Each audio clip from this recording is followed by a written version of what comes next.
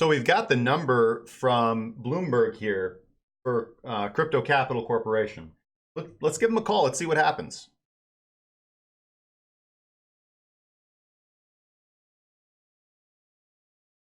Hi.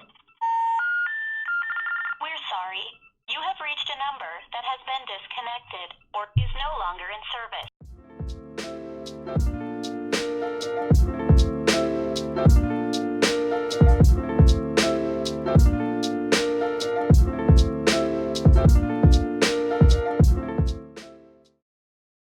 Oh, hey guys, what's going on? Thanks for joining me. Well, of course, you know we had the golden cross on the daily chart for Bitcoin, and as a result, we've gone absolutely to the moon, guys. I mean, there's just no stopping us. We've broken 6,000, and it's just up from here. I got you. Of course, you know that we have the fundamental news event coming out that, well, Bitfinex has basically been using Tether as its own personal piggy bank. So I've been doing some digging, guys. So we're going to break this all down and talk about what went wrong, guys. I'm Justin Wise for Cracking Cryptocurrency. Let's get cracking. We'll do the short story and then the long story. Short story, Bitfinex took $625 million, potentially up to $900 million, from Tether reserves to cover $850 million that was stolen from them by a Panamanian company called Crypto Capital Corporation. The Wall Street Journal publishing the article that really moved the markets. What's interesting is we'll do this in the live stream. We'll go over exactly how the market participants took advantage of this. And there's one thing that I do want to point out is that yesterday we had that flash wick on Kraken, right? And I didn't know this at the time, but an hour prior to that, 1 hour prior to the Kraken flash wick, the funds from the 2016 Bitfinex hack were moved for the first time. Okay, so Bitfinex is hacked for a number of Bitcoins. 550 Bitcoin are moved. 1 hour later, flash crash on Kraken, right? Then the Attorney General comes out with a statement. The Wall Street Journal publishes this article. We also have some news coming out that India is considering banning all digital currencies in India as well, the fastest growing economy in the world at this point in time. I want to talk about both sides of this potential argument because on one side, we have the reality that Tether is not publicly audited. Okay? So we have no idea what is going on with funds. Investors don't know how their funds are being managed. On the other hand, you have individuals that say, but look, we are anarchists. We are revolutionaries. This is cryptocurrency. Banks don't want to work with us. Banks don't want to deal with us. This is FUD. They're trying to tear us down. They're trying to tear the community down. We're doing the best we can. But here's the reality. The situation that we have in front of us right now is that people were not honest. People were taken advantage of. People were hoodwinked when it came to USD, hundreds of millions of dollars. Extremely smart people were taken advantage of, and they weren't honest about it. And this is the problem with people who are very, very smart, who get very, very successful. You've seen this in every single movie you've ever watched. Wolf of Wall Street is a good example. Smart people who obtain lots of success and lots of money, and then everything blows up in their face. And unfortunately, that is what has happened to Bitfinex right now.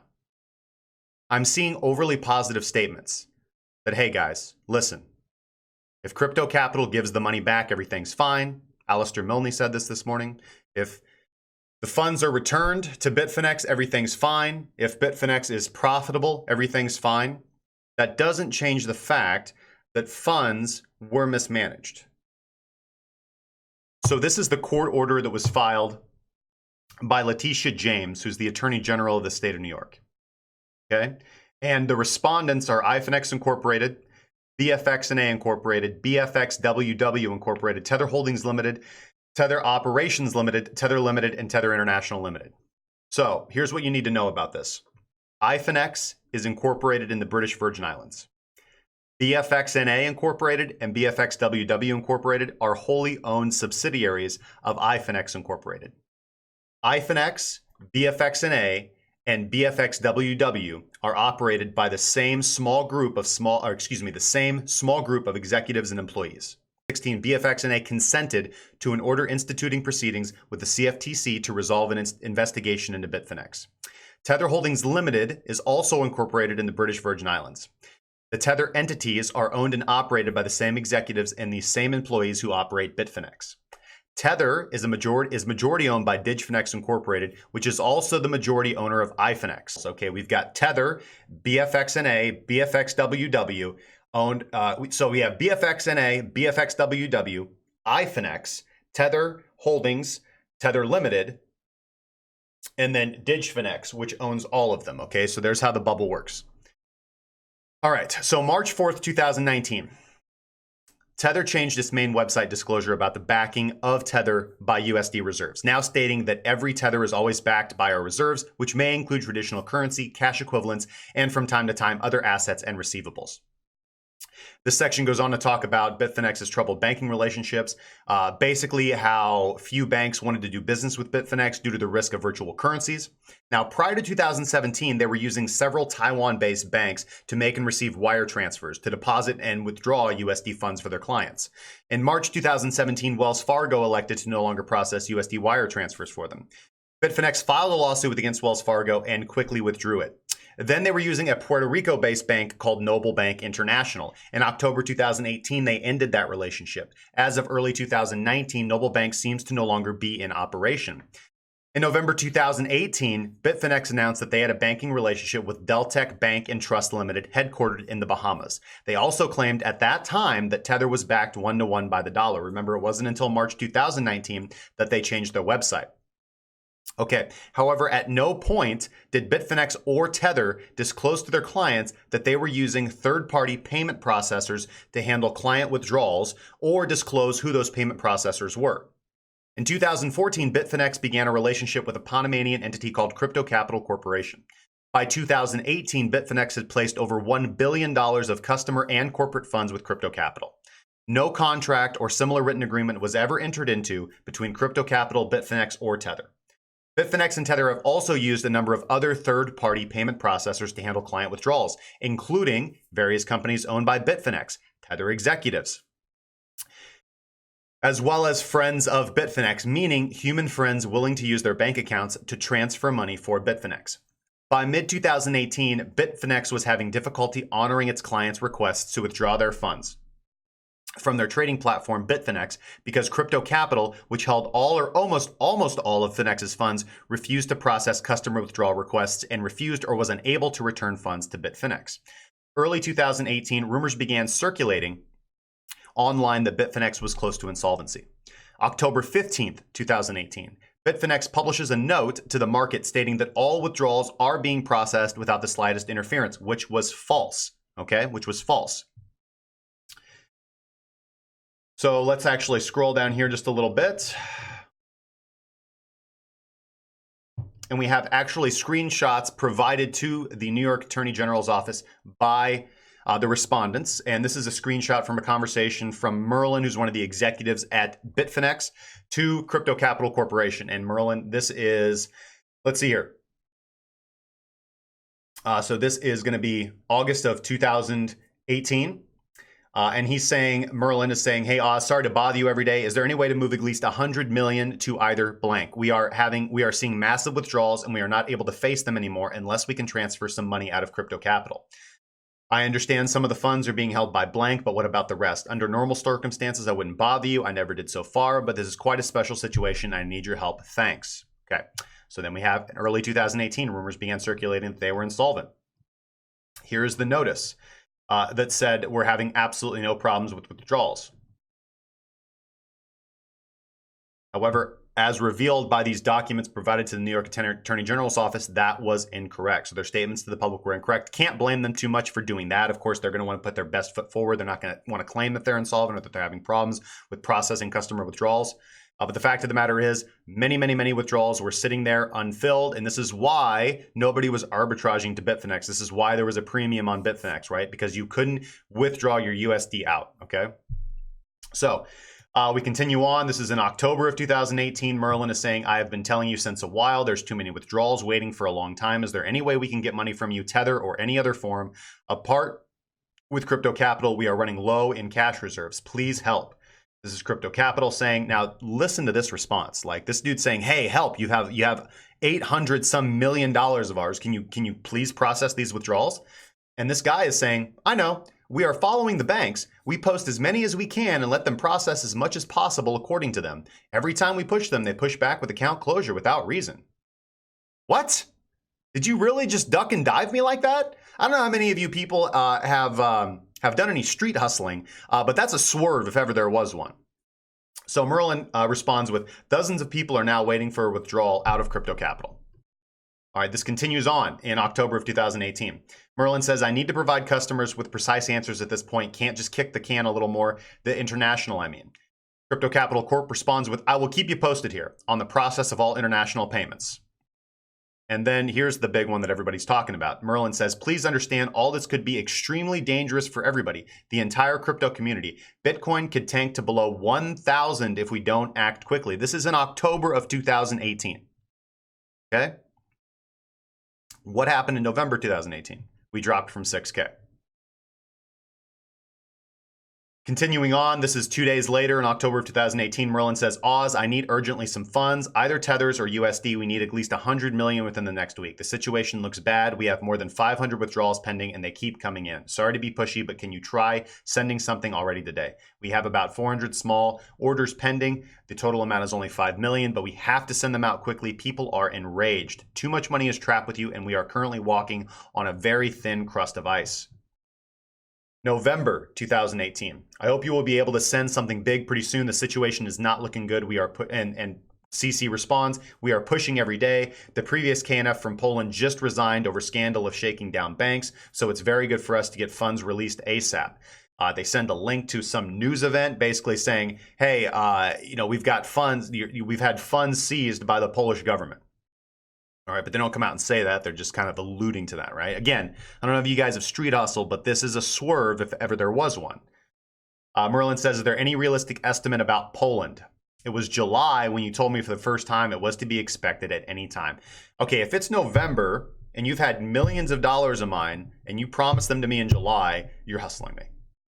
Merlin says to him, this is later in November. Please update me about the situation. We have very serious problems if we don't get some funds from you within this week. I wish we had some clarity. It's always very difficult to tell our customers something real, and this fuels the uncertainty. This is at the end of November. We are now at the end of the month, and you haven't been sending out one wire, even $1 for the whole month. Not $1. Okay? Crypto Capital, regardless of what anybody says, regardless of what Bitfinex claims, there was not $1 of withdrawals that was processed by Crypto Capital. If you were trying to withdraw funds from Bitfinex, you weren't getting your money. Merlin says, we are at the end of the month. You haven't been even sending one wire, even $1 for the whole month. I think you should stop playing and tell me the truth about what is going on. I am not your enemy. I am here to help you and have been very patient so far, but you need to cut the crap and tell me what's going on. That's right, baby. Get mad. Tell that fucking hustler to give you your goddamn money because you're getting scammed and hustled. And again, this is why it's a sad story, guys. That's why it's a sad story. I don't think Bitfinex was being intentionally misleading. I don't think Bitfinex was robbing people. I think Bitfinex is a great platform. I think they're extremely intelligent and extremely smart people. But this is crypto, and it is true. We have problems with banks. We have problems with money. We have problems with the legacy systems wanting to help us out and support us and allow this industry to grow, okay? So what have we seen? What happened? What happened? These people chose some shady individuals to do business with because they were kicked out of all your major payment processors. So they use these third-party payment processors to try to do a solid for their customers so they could just keep their business going, right? Like they're focused on the technology. They're focused on the technology. They're focused on making a better trading platform, on making a better matching engine, on providing better solutions to their customers, on helping coins develop, on and engaging the community everywhere. And all this USD money business is just kind of the dirty side effect, unfortunately. And I think that's really the truth and the crux of this particular situation. But unfortunately, they got into business with some scammy, shady people. And they got hoodwinked. There's no other way around it. This is what happened, man. Bitfinex got taken advantage of. Smart people got taken advantage of by dirty, shady characters. And this is exactly what happens, right? This is why, you'll see really smart people get involved with with shady business. I don't want to call any individual sector or market activity out, but really smart people who have the ability to do some wonderful things typically get approached by unsavory individuals with lots of dirty money. They get asked to do favors for them, and they get, kind of lured in with the promises of lots of quick, easy cash. And these smart people get taken advantage of. And I've seen it happen over and over and over and over again, guys. So this relationship between Bitfinex and Crypto Capital Corp started in 2014. No contract was written between them. It was told by Crypto Capital that funds totaling $851 million could not be returned to Bitfinex because the funds were seized by government authorities in Portugal, Poland, and the United States. Bitfinex does not believe, however, that the funds have been seized. Bitfinex has not publicly disclosed the loss of funds. These funds represent both Bitfinex and client funds. So at least 23 million of these funds appear to be just from one New York-based Bitfinex client. On February 21st, 2019, Bitfinex and Tether, in order to make up for their $851 million loss to Crypto Capital, would contemplate a transaction that would let Bitfinex draw upon Tether's cash reserves on an as-needed basis. Bitfinex would take on a line of credit of $600 to $700 million on the reserve funds backing Tethers. This was not disclosed to the public. No discussion was had about the benefit to Tether holders, repayment dates, or how the funds would be returned. The Office of Attorney General asked for additional information, including, most pertinently, about the line of credit from the Tether reserves. How was this going to get paid back? Was there interest? Where was the agreement? Was there something signed? They received a letter back stating that they would not be able to get this information to the OAG by March 7th. The information was requested on February 26th. On March 11th, Bitfinex produced documents to the Office of Attorney General consisting of Bitfinex tweets and blog posts, all of which were in the public domain. Nothing was said about the line of credit transaction. On March 19th, Bitfinex produced a collection of files of screenshots and picture files of previously produced material, none of which was relevant or responsive to the requests, most especially concerning the line of credit transaction. On March 29th, Bitfinex reveals information that told the story of the line of credit differently, right? They basically walked back everything they previously said to the Office of Attorney General, and now everything was official, and now everything was been planned since November 2018. So this is what they come out and say. On March 29th, 2019, they said that in November 2018, $625 million was transferred from Tether's Deltec account to Bitfinex's account. Bitfinex transferred $625 million from their Crypto Capital account to Tether's account at Crypto Capital via a ledger entry. So this is beautiful, right? This is beautiful. So basically what they've done, actually go over here. So this is, by the way, this is a blog post, October 16th, 2018. An improved fiat deposit system, a distributed banking solution from Bitfinex. Hey guys, don't worry about those withdrawals, but hey, there's easy ways to deposit new funds into Bitfinex. Don't worry, we got you on the deposits. The withdrawals, don't worry about those, but the deposits, we got you, man. Don't worry about that.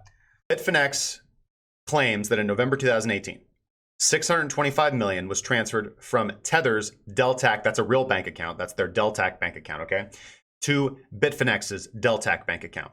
Bitfinex in return transferred $625 million from their Crypto Capital account, which is the account that they couldn't get money out of, to Tether's Crypto Capital account, right? So basically they took real money from a real bank, right? Bitfinex took real money from a real bank, from Tether's real bank account. This is the cash reserves backing the Tethers, and moved them into their bank account at that real bank, right? But what they gave in return was fake money at a fake bank. In December 2018, companies, so Bitfinex and Tether, developed concerns about the availability of some of the funds at Crypto Capital. While Crypto Capital purports that the funds have been seized or restrained by government authorities, in Poland, Portugal, and the US, both suspected fraud. Bitfinex negotiated with Tether that Tether extend a secured revolving line of credit of up to $900 million on commercially reasonable terms, a term of 3 years and 6.5% interest rates. The line of credit is secured by a share charge over 60 million iFinex Incorporated shares owned by Bitfinex. The transaction closed March 19th, 2019. The total accessed under the loan facility as of today's date is equal to $700 million. On March 27th, 2019, Bitfinex and Tether initiated a transaction debiting $625 million previously credited to Tether's account at Crypto Capital and transferred those funds back to Bitfinex at Crypto Capital. This transaction was signed on behalf of Bitfinex and Tether by the same two individuals. Those two individuals are directors and owners of Bitfinex, Bitfinex, and Tether. Neither November 2018 625 million transfer of Tether reserves nor the 900 million line of credit on Tether reserves were disclosed to investors. Okay, so let me walk that timeline down just a little bit more, guys. So in the end of November, toward the end of 2018, we just saw Merlin sending messages to Crypto Capital Corporation saying, hey man, we need money, we need money, we need money, we need money, we need money, we need money, motherfucker, give us our goddamn money. Right? So they finally figured out they were being scammed.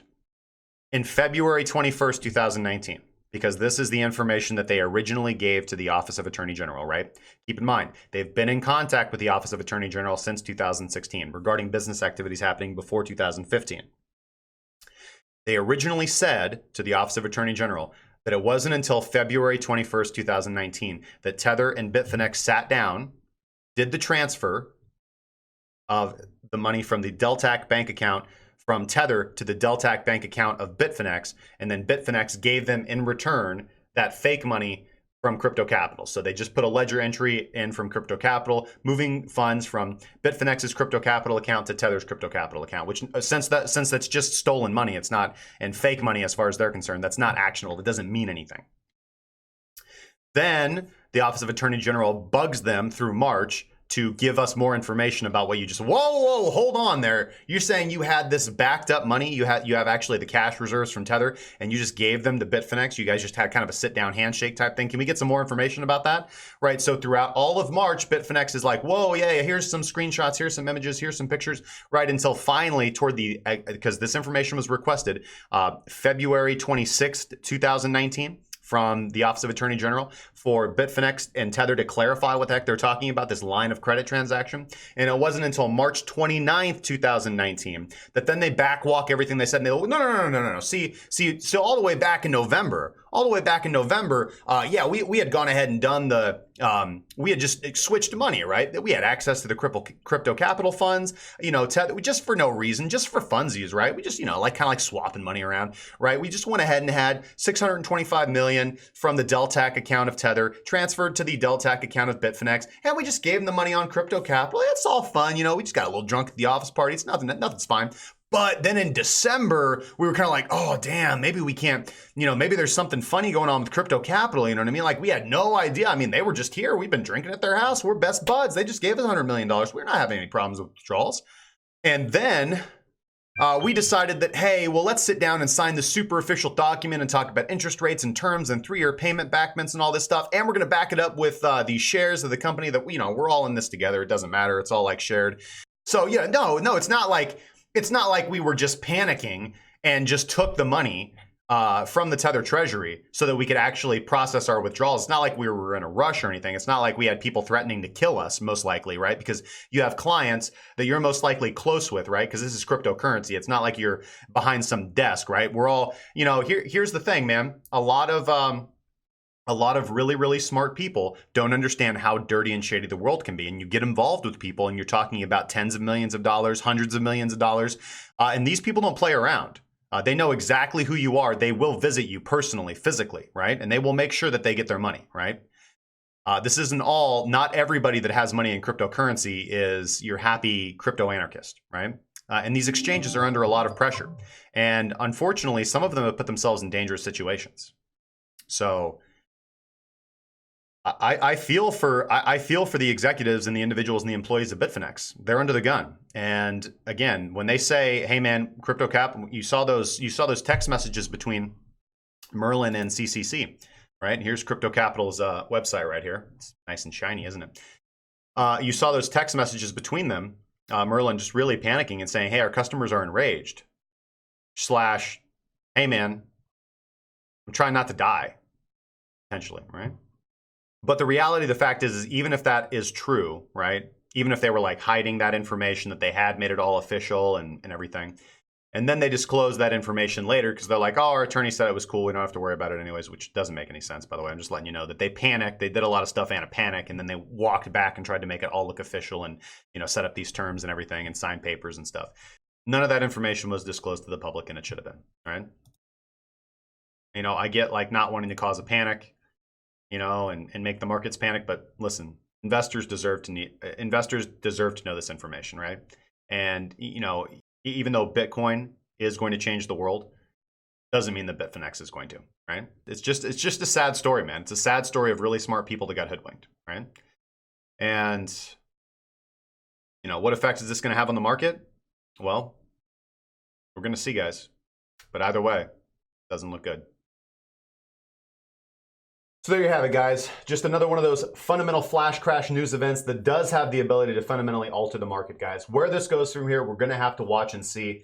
Again, that's why we rely on technical analysis. We've talked many times about how it's very, very difficult to trade news events because by the time you get that news information, you're going to be receiving it the same time that everybody else is. And you're going to be entering in high volatility. And if you tried to enter an order, that's what I was talking about earlier. So many people talking about they caught this dump like halfway through. No. By the time you logged on to BitMEX, the system was overloaded. So if you're tired of system overload, by the way, and you'd like to trade on a platform that allows you to trade during peak moments of volatility, you guys can check out ByBit. I highly recommend them. They're much better than BitMEX. Their volatility and their volume is growing every single day. I reached out to ByBit. They were kind enough to offer me an affiliate. You can check out my link in the description down below. If you use that link, ByBit will give you $10 to trade with. No strings attached. You can trade with the $10. All the profit from the margin is available to withdraw. So guys, go check that out. You can basically just check out the platform for absolutely nothing just by clicking on my link, and it does help support the channel, guys. So with that being said, hopefully you guys trade safely. If you guys would like to trade along with me, of course, you can check out all the links down in the description below. I've been Justin Wise for Cracking Cryptocurrency, and I hope today I've helped crack cryptocurrency for you guys. Trade safely.